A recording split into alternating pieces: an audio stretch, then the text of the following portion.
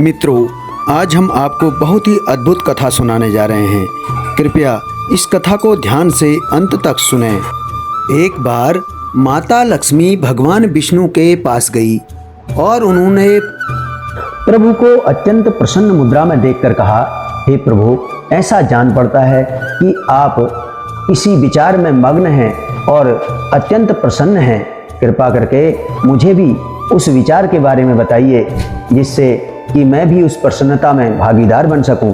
इस पर भगवान विष्णु बोले, वो कहने लगे, हे लक्ष्मी, आज मैं तुम्हें ऐसी कथा सुनाने जा रहा हूँ जिसके श्रवण मात्र से सभी प्राणियों का कल्याण तो होता ही है और अंत में उद्धार भी हो जाता है। इस पर माता लक्ष्मी कहने लगी, हे प्रभु, यदि ऐसी कोई कथा जो आपको प्रसन्नता दे रही है और आपके मन में आ रही है तो मुझे अति शीघ्र सुनाएं। भक्तजनों, अब हम वही कथा आपको सुनाने जा रहे हैं। इस पर भगवान नारायण कहने लगे कि जैसे सब नदियों में गंगा जी श्रेष्ठ हैं, देवताओं में हरि, सब तीर्थों में पुष्कर राज, सब पर्वतों में कैलाश और सब ऋषियों में नारद, सब गायों में कपिला कामधेनु गाय श्रेष्ठ है, वैसे ही सब कथाओं में यह कथा अत्यधिक श्रेष्ठ है। अब मैं तुमको अविलंब यह कथा सुनाने जा रहा हूँ। अब इस कथा को सुनो। भक्तजनों, यदि आप कथा सुन रहे हैं तो आपसे निवेदन है कि इस कथा को अधिक से अधिक लोगों के में शेयर करें, जिससे आप लोगों को भी पुण्य फल की प्राप्ति हो। और हम आपसे यही अपेक्षा करते हैं कि इस धार्मिक कथा को अधिक से अधिक लोगों के बीच में शेयर करें और धर्म की इस निर्मल धारा को निरंतर प्रवाहमान होने में सहयोग करें मित्रों। और यदि आप हमारे चैनल पर पहली बार आए हैं तो हमारे चैनल को सब्सक्राइब अवश्य करें। और यदि यह कथा आपको पसंद आए तो कथा सुनने के बाद लाइक बटन को अवश्य दबा दें मित्रों, क्योंकि इससे हमारा उत्साह वर्धन होता है और हम निरंतर आगे बढ़ने के लिए प्रेरित होते रहते हैं। और कमेंट बॉक्स में भी हो सके तो अपनी राय जरूर दें। आइए अब सुनाते हैं आगे इस कथा को। सुमेरु पर्वत पर देवलोक में इंद्र अपनी सभा लगाए बैठा था। उर्वशी नृत्य कर रही थी। सभी बड़ी प्रसन्नता में बैठे थे। इतने में पार्षद एक चतुर्भुज रूपधारी को ले आए और सब देवताओं के सामने इंद्र से बोले, तू उठ, इसको बैठने दे। यह सुन इंद्र ने प्रणाम किया, उस तेजस्वी को बैठा दिया। इंद्र ने अपने गुरु बृहस्पति से पूछा, गुरुजी, तुम त्रिकालदर्शी हो, देखकर बताइए कि इसने कौन सा पुण्य किया है जो यह इंद्रासन का अधिकारी हो गया है।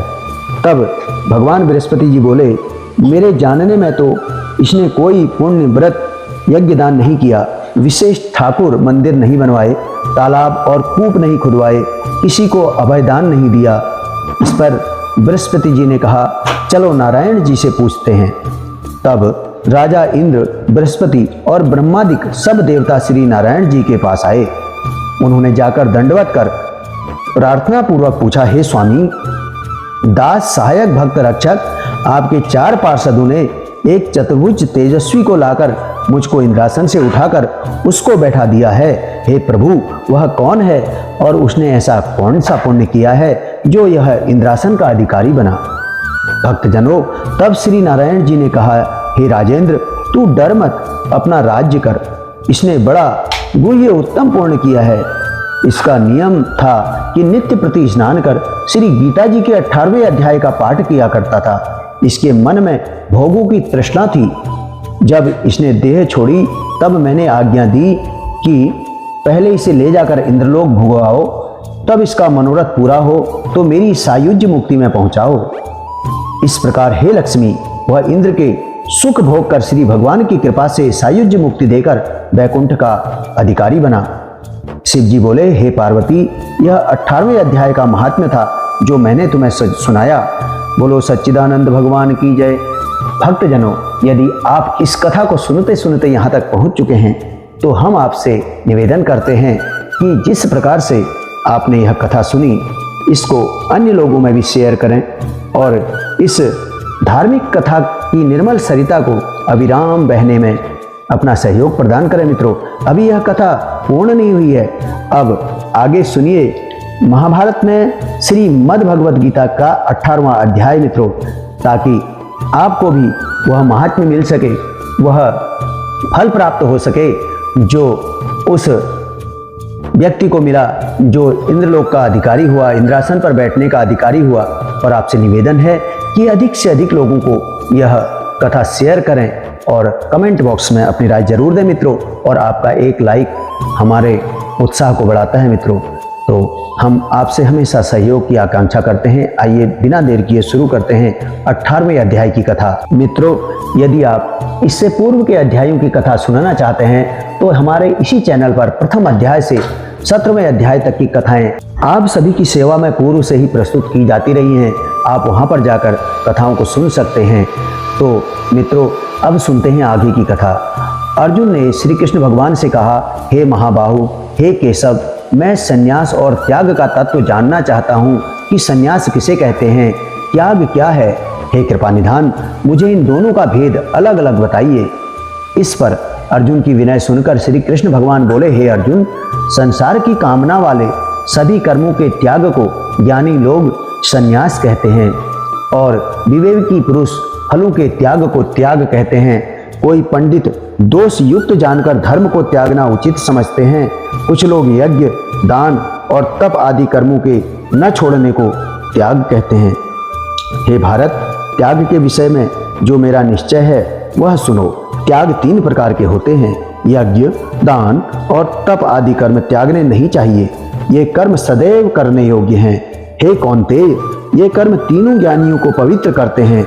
ये सब कर्म आसक्ति और फल को त्याग कर करने चाहिए। यही मेरा निश्चय मत है और यही उत्तम भी है। अपने नैतिक कर्मों का त्याग उचित नहीं है। हे कौन्तेय, यदि मोहवश ऐसा किया भी जाए तो उसे तामस त्याग जानो। कर्म दुखप्रद है और यह विचार करके और शरीर के क्लेश के भय से जो त्याग कहलाता है उस त्याग का फल नहीं मिलता। यह राजस त्याग कहलाता है। हे अर्जुन, अपना कर्म अवश्य करने योग्य है। फल तथा आसक्ति को त्याग कर जो कर्म किया जाता है वह कर्म सात्विक है। जो दुखदायक कर्म से द्वेष नहीं करता और सुखदायक कर्म से प्रीति नहीं करता वह त्यागी, सत्यशील, बुद्धिमान और मुक्ति के योग्य है। देहधारी संपूर्ण कर्मों का त्याग नहीं कर सकता। कर्म फल त्याग कर कर्म करने वाला त्यागी है। कर्म फल 3 प्रकार के हैं, अनिष्ट, इष्ट और मित्र। जो त्याग नहीं करते उनको ये मरने के पीछे मिलते हैं, योगियों को कभी नहीं मिलते। शरीर, वाणी और मन से भला या बुरा जो काम आरंभ किया जाता है उसके 5 कारण हैं। ऐसा होने पर भी जो केवल आत्मा को ही करता जानता है वह दुर्मति कुछ नहीं जानता। जिनको यह अहंकार नहीं कि मैं करता हूँ और जिसकी बुद्धि कर्मों से लिप्त नहीं है वह मनुष्य प्राणियों को मारकर भी उनको नहीं मारता और उनमें नहीं बंधता। ज्ञान, ज्ञेय और ज्ञाता ये तीनों ही कर्म के साधन हैं। सांख्य शास्त्र में ज्ञान, कर्म और कर्ता ये सात्वादिक गुणों के भेद 3 प्रकार के हैं। इनको भी सुनो। जो सब भिन्न भिन्न प्राणियों में अविनाशी अविभक्त सत्ता को देखता है वह ज्ञान सात्विक कहलाता है। जिस ज्ञान से प्राणियों में नाना प्रकार की सत्ताएं दिखाई देती हैं उसे राजस ज्ञान समझो। ऐसा ज्ञान जिसमें बिना कारण और तत्व के अर्थ के जाने एक ही कार्य में लगा रहे अल्प और तामस है। फल की इच्छा न करने के जो नियत किया जाता है सात्विक है। जो फल की इच्छा से और अहंकार से बड़े यत्न से किया जाता है वह कर्म राजस है। जो कर्म परिणाम, धन का खर्च, दूसरे की पीड़ा और अपना पुरुषार्थ न जानकर मोहवश किया जाता है वह तामस कर्म कहलाता है। संग से रहित अहंकार, धर्म और उत्साह युक्त सिद्धि और असिद्धि में जो समान रहता है वह सात्विक करता है। रोग मुक्त, फल का इच्छुक, लोभी, हिंसक, अपवित्र, हर्ष शोक से युक्त राजस कर्ता कहलाता है। चंचल चित्त वाला, नीच, मूर्ख, दूसरों की बुराई करने वाला, आलसी, विवादी और दीर्घसूत्री तामस कर्ता कहलाता है। हे धनंजय, गुणों की तरह बुद्धि और धर्म के भी 3 भेद हैं। उनको विस्तार से कहता हूँ। हे अर्जुन, बुद्धि, प्रवृत्ति, कर्तव्य, अकर्तव्य, भय और अभय का बंधन व मोक्ष को जानने वाला सात्विकी है। जिससे धर्म और अधर्म, कर्तव्य और अकर्तव्य ठीक निश्चय नहीं होता वह राजस बुद्धि है। जिस अज्ञान से ढकी बुद्धि करके मनुष्य अधर्म को धर्म मानता है वह तामसी है। हे पार्थ, एकाग्र चित्त होने से इधर उधर न डिगने वाली चित्त वृत्ति के द्वारा मन, प्राण और इंद्रियों की क्रिया ठीक चलती है वह सात्विकी है। जो प्रसंग से फल की इच्छा वाला है, जो धर्म, काम तथा अर्थ को धारण करता है, उसकी वृत्ति राजसी है। जिस वृत्ति से मूर्ख जन निद्रा, भय, शोक, विवाद और मद को नहीं त्यागते वह तामसी वृत्ति है। हे भारत, अब 3 प्रकार के सुखों को सुनो। जिनके अभ्यास से चित्त रमता है, वह दुखों का अंत हो जाता है, वही सुख सात्विक है। जो आरंभ में विष और अंत में अमृत के समान होता है, सो सुख आरंभ में अमृत तुल्य और अंत में विष के सदृश विषयों और इंद्रियों के संयोग से होता है, उसे राजस कहते हैं। जो सुख आदि और अंत दोनों में मनुष्य को मोह में फंसाता है और जो नींद, आलस तथा प्रमाद से उत्पन्न होता है, वही तामस है। प्रकृति के इन 3 गुणों से अलग कोई वस्तु आकाश, पाताल या देवलोक में नहीं है। तब भगवान श्री कृष्ण कहते हैं, हे अर्जुन, ब्राह्मण, क्षत्रिय, वैश्य और शूद्र, इन 4 वर्णों के स्वभाव की प्रक्रिया देह के साथ ही जन्मती है। पहले ब्राह्मण के स्वभाव की प्रक्रिया सुन। ब्राह्मण के स्वभाव की प्रक्रिया यह है, इंद्रियों का जीतना, तप करना, भजन करना, पवित्र, क्षमा, कोमल स्वभाव, ज्ञान और विज्ञान परमेश्वर का जानना और गोविंद में तत्व बुद्धि परमेश्वर का जानना, यह ब्राह्मण के स्वाभाविक धर्म है। सूर, तेजस्वी, राज्य युद्ध से न भागने वाला, बुद्धिमान, ज्ञानी होना, परमेश्वर, ईश्वर में श्रद्धा होना, यह क्षत्रियों के स्वाभाविक लक्षण कहे गए हैं। वैश्य के स्वाभाविक धर्म क्या है? खेती करना, वाणिज्य, व्यापार और गौओं की सेवा करना, यह वैश्यों के स्वाभाविक धर्म है। अब शूद्र के स्वाभाविक धर्म सुन। हे अर्जुन, 3 वर्णों की सेवा करना, जो मिल जाए उसी में संतोष रखना, यही शूद्र के स्वाभाविक धर्म कहे गए हैं। हे पार्थ, मैंने यह 4 वर्णों के स्वाभाविक धर्म कहे हैं। प्राणी इन अपने अपने कर्मों के करने से स्वाभाविक ही भली सिद्धि को पा जाता है। अब यह सुन कि जो अपने अपने कर्मों में दृढ़ कर रहते हैं, उसका क्या फल है। परब्रह्मा सारी सृष्टि का जो करता है, जो सब में रमा हुआ अविनाशी है, वे उसे प्राप्त होंगे। हे अर्जुन, यह 4 वर्णों के जो धर्म कहे हैं, इनमें सबका अपने अपने धर्म का पालन करने से कल्याण होता है। जो कोई अपने धर्म को तुच्छ और दूसरे के कर्म को श्रेष्ठ समझे, तब भी उसके अपने धर्म ने ही कल्याण देना है। पराया धर्म इसमें कोई सहायता नहीं करता, अपना धर्म ही मुक्ति का दाता है। यह मैंने 4 वर्णों के धर्म कहे हैं। अब 3 पद के लक्षण सुन। हे अर्जुन, मेरा भजन करने से 4 अवगुण कट जाते हैं और प्राणी सहज पद को प्राप्त होता है। इसको चौथा पद कहते हैं। इसे सहज पद, तुरीया पद या सत पद भी कहते हैं। जो प्राणी इस पद को प्राप्त होते हैं, उनको किसी कर्म के त्यागने का दुख नहीं, और जो सतपद को पाकर किसी कर्म का प्रारंभ करे, उसका बड़ा दोष है। सतपद का दृष्टांत सुन। जैसे धुएं से रहित निर्मल अग्नि जलती है, इस निर्मल अग्नि में यदि धुएं वाली लकड़ी डाल दें तो वह सारी निर्मल अग्नि को बिगाड़ देती है। वैसे ही चौथे पद वाले को कार्य आरंभ करना भी दोष है। कर्म को आरंभ करना सतपद को बिगाड़ देता है। इस कारण जो तुरीया पद में लीन हुआ, इसको कर्म का आरंभ करना कुछ नहीं कहा। अब उस प्राणी के लक्षण सुन जो चौथे पद में लीन हुआ। मुख्य लक्षण यह है कि किसी से मोह ममता नहीं, संसार के विषयों से अपना मन जीत रखा है, किसी वस्तु की इच्छा नहीं, कोई कामना नहीं। इसी कारण से उसकी कोई इच्छा नहीं, सो वह किस सिद्धि को प्राप्त हुआ है। हे कुंती नंदन, वह मेरे जानने के ज्ञान को पूर्णतया प्राप्त हुआ है। उसकी बुद्धि निर्मल हुई और परमेश्वर पर ब्रह्म में जिसका दृढ़ निश्चय हुआ है, और जो संसारी लोगों की बात नहीं सुनता और नहीं स्वयं किसी से बात करता है, न किसी के साथ प्रीति है न शत्रुता है, एकांतवासी, जो मेरे स्मरण के सुख को पाकर पूर्ण हो रहा है। संसार में जिसने 3 बातें जीत रखी हैं, अर्थात देह से संसारी मनुष्य के संग नहीं करता, जिह्वा से बात नहीं करता, मन से संसार की चिंता नहीं, जो नित्य निरंतर मेरे ध्यान में जुड़ा हुआ है, वह सारे संसार से वैराग्यवान है। वह ऊपर ब्रह्मा के लोक, नीचे शेषनाग के लोक के परम सुख को तृण के समान जानता है। इसी का नाम वैराग्य है। फिर कैसा अहंकार, बल, गर्व, काम, क्रोध, उनका त्यागी इनमें रमता नहीं और भोजन छादन से ज्यादा कुछ अधिक नहीं करता। इसका नाम त्याग है। हे अर्जुन, जो 6 विकार त्यागे और किसी वस्तु के साथ मोह ममता न रखे, ऐसा जो सत्पुरुष है, वो देह के साथ होते हुए भी मुक्त है। यह कैसा हो जाता है ब्रह्मभूत क्या कहिए। माया के तीनों गुण जो सो काटे गए हैं, सब चीजों से परे है। जब तीनों गुण काटे तब जैसा आत्मा ब्रह्म था वैसा ब्रह्मभूत ब्रह्मा ही हुआ। इस कारण से उसे ब्रह्मभूत ही कहिए। ब्रह्मभूत हुआ तब तिसका आत्मा ब्रह्म हुआ, तब गई वस्तु की चिंता न करे, अनहोई वस्तु को पाने की वांछा न करे, सब भूत प्राणियों को समान दृष्टि से देखे। इन लक्षणों का पुरुष तुरीया पद को पाता है। तब मेरी भक्ति यह है, जो मेरी महिमा का प्रताप जानता है सो मेरा भक्त कैसा है। तुरीया पद में लीन हुआ, ब्रह्म ज्ञान का प्रकाश हुआ, ऐसा भक्त प्रभु को जाने, सकल प्रताप प्रभु का ही माने, बड़ाई महत्ता का ब्रह्मबोध विचार इसको जाने, बस इससे और महात्म्य नहीं है।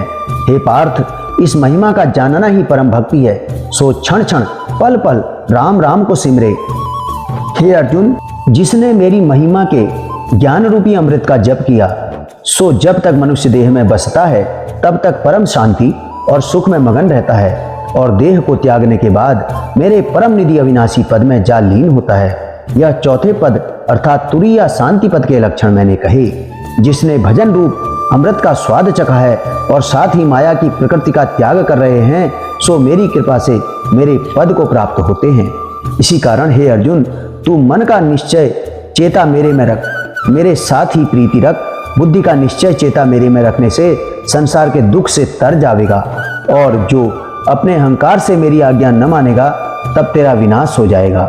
जो तू अहंकार से कहे कि मैं युद्ध नहीं करता, तो तेरा कहना झूठ है, क्योंकि तेरी जैसी प्रकृति है वैसा तुझसे हो रहा है। हे कुंती नंदन अर्जुन, जैसे जैसे स्वभाव के देहधारी उपजे हैं वे सब स्वभाव के वश हैं, स्वभाव किसी के वश में नहीं है। जो तू कुटुंब के मुंह में पड़ा यह कहे कि मैं युद्ध नहीं करूंगा, तो भी क्षत्रिय का स्वभाव तुझसे युद्ध अवश्य करवाएगा।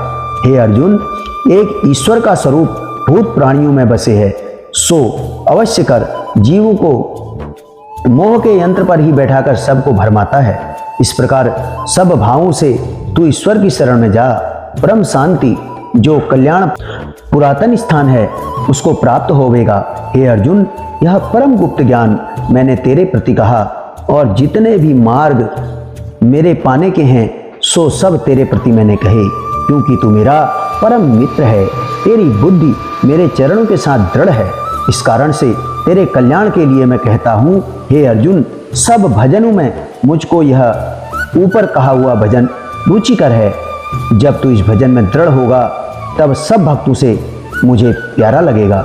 सब भजनों को त्याग कर मेरी शरण में आ, मैं तुझको सब पापों से मुक्त करूंगा, तू चिंता मत कर। तत्पश्चात भगवान श्री कृष्ण कहते हैं, हे अर्जुन, यह ज्ञान जो मैंने तुझे कहा सो तू इसे ऐसे लोगों से न सुनाना जो मेरी भक्ति से विमुख हैं, जिनको सुनने की श्रद्धा न हो, और जो मेरा गुह्य ज्ञान मेरे भक्त को सुनावेगा वह मुझे भक्ति सहित प्राप्त करेगा। जिस पुरुष ने मेरी भक्ति की है ऐसा कोई दूसरा पुरुष मुझे प्रसन्न करने में समर्थ नहीं। ऐसा कोई प्राणी न पीछे हुआ है और न आगे होगा। और जो कोई इस गीता जी के एक श्लोक का पाठ भी करेगा उसका फल सुन। सब यज्ञों में जो श्रेष्ठ ज्ञान यज्ञ है उसे उसका फल प्राप्त होता है। और मैं उस पाठकर्ता के निकट जा खड़ा होता हूँ। जैसे कोई किसी का नाम लेकर बुलाए वह तत्काल बोलता है, वैसे ही गीता का पाठ करने वाले के निकट और सुनने वाले के निकट मैं जा खड़ा होता हूँ। और जो इसे भावार्थ सहित सुनावे उसकी महिमा क्या कहूँ। जैसे मेरी महिमा और बड़ाई वचनों के अगोचर है, वैसे ही गीता के अर्थ करने वाले की महिमा वचनों के अगोचर है। और सुनने वाला इसको सत्य मानकर श्रवण करे, वह भी जन्म मरण के बंधनों से मुक्त होकर परमानंद अविनाशी पद हो जाएगा। हे अर्जुन, यह ज्ञान तूने एकाग्रचित होकर सुना है, अतः तेरे मन में जो अज्ञान मोह था उसका नाश हो गया है। भगवान श्री कृष्ण के वचनों को सुनकर अर्जुन बोला, हे अच्युत अविनाशी पुरुष जी, हे भगवान, तेरी कृपा से मेरे मोह का नाश हुआ और ज्ञान भी पाया, मेरी बुद्धि भी निर्मल हुई। मेरे मन में जो संदेह थे उनका भी नाश हुआ और आपके कमल मुख से युद्ध करने की आज्ञा हुई, सो अब मैं युद्ध करता हूँ। संजय ने राजा धृतराष्ट्र से कहा, हे राजन, श्री कृष्ण भगवान जी की और पार्थ अर्जुन इन दोनों का अद्भुत संवाद सुनकर समझकर मेरे रोम खड़े हो गए। सो व्यास जी ने दिव्य दृष्टि मुझे दी है सो उनकी कृपा से ज्ञान मैंने कहा है, सो यह गुप्त से भी गुप्त है। योगीश्वरों के ईश्वर श्री कृष्ण भगवान और अर्जुन के मुख कमल से जो ज्ञान निकला है, इसका विचार कर परम हर्ष को मैं प्राप्त हुआ हूँ। और विश्व रूप जो श्री भगवान जी ने अर्जुन को दिखाया है, उसका विचार कर परम हर्ष और विस्मय को प्राप्त हुआ हूँ। हे राजन, अब मेरे निश्चय की बात सुन। जिस ओर योगीश्वरों के ईश्वर श्री कृष्ण और गांडीव धनुषधारी अर्जुन हैं, उसी ओर लक्ष्मी है, उसी पक्ष की जय होगी। मेरा विचार यही है, तू यह निश्चय कर जान कि जिस पक्ष की ओर श्री कृष्ण जी हैं, ऐसे परम भाग्यवान पांडवों की जय होगी। पांडव जीतेंगे और तुम्हारे अधर्मी पुत्र हारेंगे, यह निश्चय जानो। भक्तजनों, आपने सुना श्रीमद् भागवत गीता जी का 18वां अध्याय।